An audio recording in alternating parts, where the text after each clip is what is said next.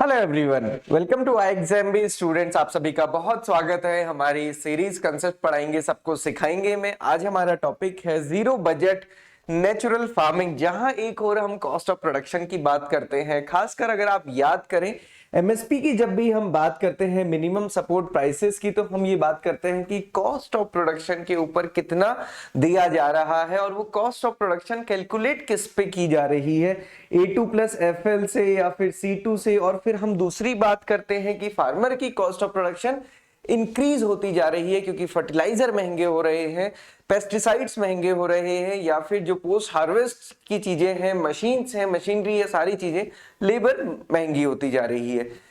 इतनी सारी चीजों के साथ एक दूसरा कंसेप्ट आता है। वो क्या कंसेप्ट है? जीरो बजट का। एक और जहां हम बढ़ते हुए इनपुट्स की बात करते हैं, वहीं दूसरी तरफ हम जीरो कॉस्ट ऑफ प्रोडक्शन की बात करते हैं। ये एक डिफरेंट टाइप ऑफ फार्मिंग है। ऐसा नहीं है कि नई है, पहले से चली आ रही है जीरो बजट नेचुरल फार्मिंग। अपनी आज की इस वीडियो में हम इसी चीज को देखेंगे कि कहां एक और जो बढ़ती हुई कीमतें और वहीं दूसरी ओर जीरो बजट नेचुरल फार्मिंग, और कैसे ये ऑर्गेनिक फार्मिंग से डिफरेंट है। क्यों हम इसे ऑर्गेनिक फार्मिंग नहीं कह रहे हैं, क्यों गवर्नमेंट इस पे ज्यादा फोकस कर रही है, ये आज अपनी इस वीडियो में हम डिस्कस करने वाले हैं।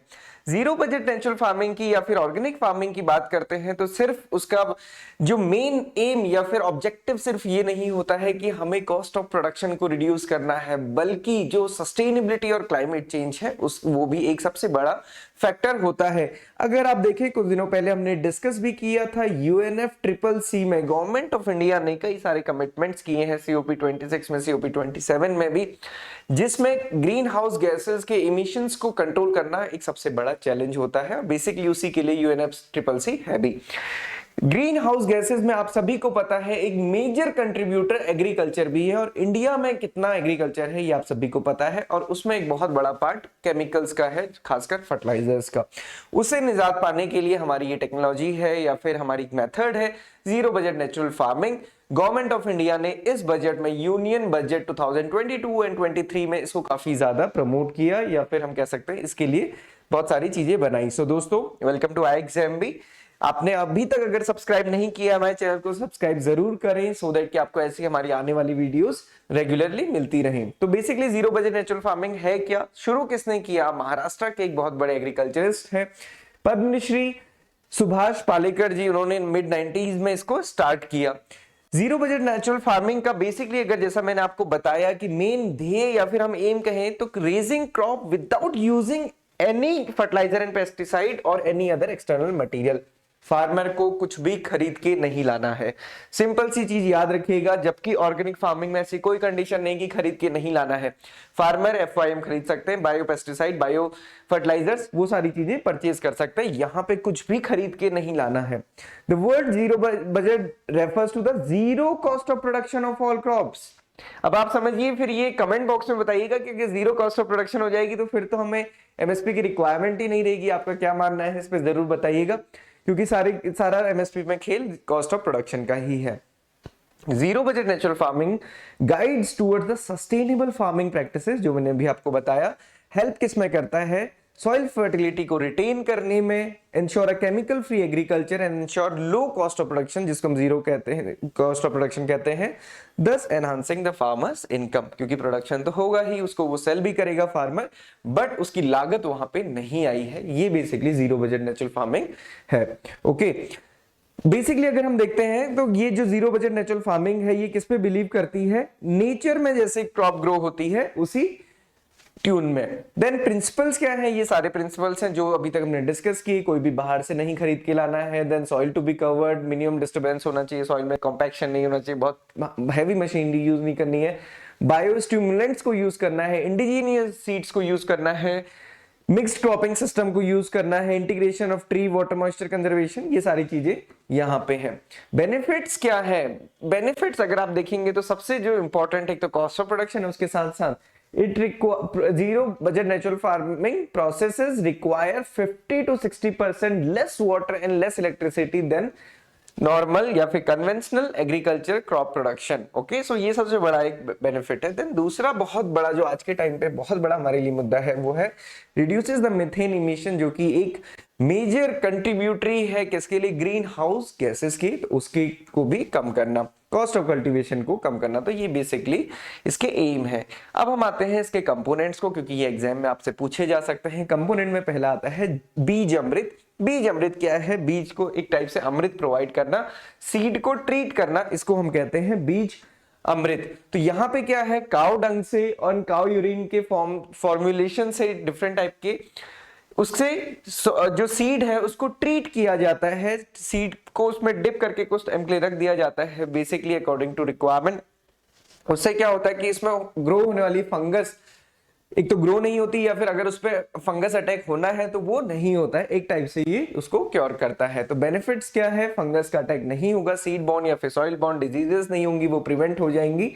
ये सीड्स को बेसिकली डिजीज से बचाता है। देन दूसरा आता है जीव अमृत या फिर जीव अमृत। तो ये बेसिकली जैसे अभी हमने सीड को ट्रीट किया था, ये भी सिमिलर है कि इसमें ये क्या होता है, बेसिकली फर्मेंटेड माइक्रोबियल कल्चर है, जो हम cow dung, urine, jaggery, pulse, flour and the uncontaminated soil से मिक्स करके बनाते हैं, जिसको हम बेसिकली स्प्रेड करते हैं। और उसका एम क्या होता है, to promote the activity of micro organism and earthworm in the soil, so that कि जो एनिमी हो रहे हैं वो उनको खुद से खत्म कर दे। मतलब हमें केमिकल्स ना डालने पड़े, जो नेचुरल एनिमीज है उनको हम ग्रो कर रहे हैं, नेचुरल माइक्रो ऑर्गेनिज्म है उनको हम बेसिकली ग्रो कर रहे हैं। जैसे हम सिंपल सा कंसेप्ट समझते हैं, एलोपैथ और आयुर्वेद में डिफरेंस है। एलोपैथ में क्या, आप एंटीबायोटिक लेते हैं, सारे के सारे माइक्रो ऑर्गेनिज्म बॉडी के खत्म हो गए, चाहे अच्छे चाहे बुरे, डिजीज क्योर हो गई। वहीं आयुर्वेद उसकी काउंटर अटैक लेकर आता है कि कैसे हम जो बॉडी के जो हमारी इम्यूनिटी से रिलेटेड सेल्स हैं या फिर जो उससे रिलेटेड चीजें हैं जो उसको काउंटर अटैक कर सके, उसको प्रमोट करता है। सिमिलरली यहाँ पे भी कंसेप्ट है कि हम उसको काउंटर अटैक करते हैं। बेनिफिट्स क्या है, culture stimulates microbial activity in the soil and enhances the nutrient availability also. Then आच्छादन एंड मल्चिंग, इसमें क्या है, mulching is a process of covering the top soil with crop waste, organic waste और with other cover crops. Different type की mulching होती है, देख सकते हैं हम यहाँ पे प्लास्टिक शीट से कवर किया है, यहाँ पे जो क्रॉप है उसके ट्रेस से ही इसको कवर किया हुआ है। बेसिकली फायदा क्या होता है, दो क्रॉप अगर हमने दो रो क्रॉप की ग्रो की है, उसके बीच में काफी बड़ा एरिया है, उसको कवर कर देना है। उसको कवर करने से क्या होगा, जो वहां पे डायरेक्ट इवेपोरेशन लॉसेस हो रहे थे वो लॉसेस चेक हो जाएंगे। सबसे बड़ी चीज है, हमको पता है हमारे लिए वाटर एक बहुत बड़ा कंस्ट्रेंट है इरिगेशन के लिए। तो mulching material decomposes and produces humus which conserves the top soil, increases water retention capacity of the soil, decreases evaporation losses, encourages soil fauna besides enriching soil nutrient status and controlling weed growth. So ये basically इसके M है। Then वापसा या फिर moisture की अगर हम बात करें तो ये किसकी बात करता है, सॉइल एरेशन की, कि सॉइल इतनी कॉम्पैक्ट नहीं होनी चाहिए कि उसमें कोई एरेशन ही प्रॉपर ना हो पाए।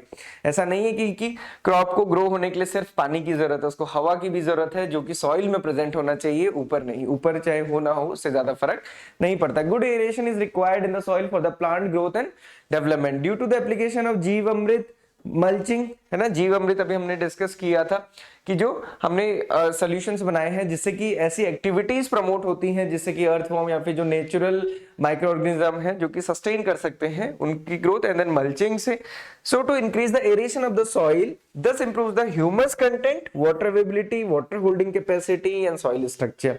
मुझे कमेंट बॉक्स में बताइएगा कि ह्यूमस क्या फर्टिलिटी प्रोवाइड करता है, या ये किस टाइप से ह्यूमस हमारी सॉइल को हेल्प करता है क्रॉप प्रोडक्शन के लिए, ये मेरे को आप कमेंट बॉक्स पे जरूर बताइएगा।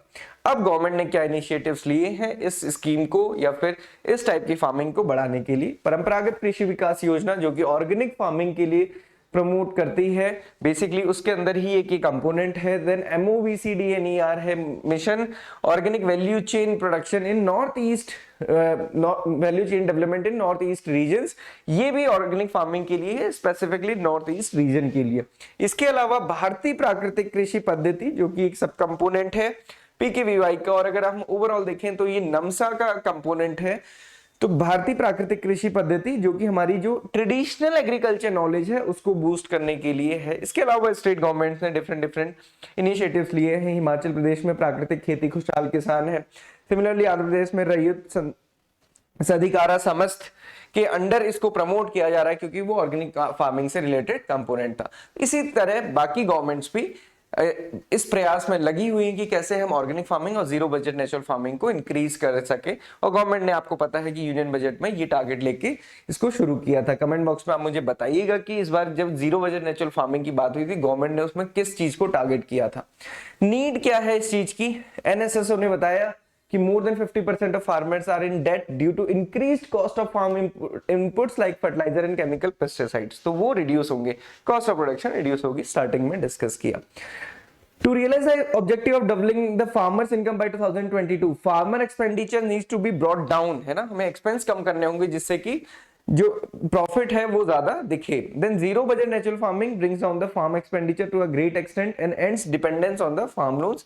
सो बेसिकली क्या है कि कॉस्ट ऑफ जो इनपुट है अगर वो रिड्यूस होगी तो डेफिनेटली जो इनकम है फार्मर की वो इंक्रीज हो पाएगी, क्योंकि होता क्या है जितना फार्मर सेल करता है उसका मैक्सिमम पार्ट वो इनपुट्स में ही चला जाता है, तो वो सारी चीजें नहीं होंगी। सो बेसिकली ये बहुत रिक्वायर्ड चीज है, चाहे सस्टेनेबिलिटी की बात करें, चाहे ह्यूमन कंजम्पशन फूड की हम बात करें, या फिर हम सॉइल की बात करें, क्रॉप की बात करें, हर किसी चीज के लिए ये एक बहुत इंपॉर्टेंट चीज है। तो zero budget natural farming no doubt बहुत एक अच्छी पहल है गवर्नमेंट की तरफ से। अगर हम इसकी तरफ बढ़ते हैं, प्रोडक्शन थोड़ा सा डिक्रीज होता है बट आज के टाइम पे हम इतने सक्षम हैं कि हम उसको अचीव कर सकेंगे। So this is all for today. इसके अलावा कोई भी आपकी डाउट क्वेरी क्वेश्चन है तो आप पूछ सकते हैं। Thank you everyone for watching this video and have a good day ahead.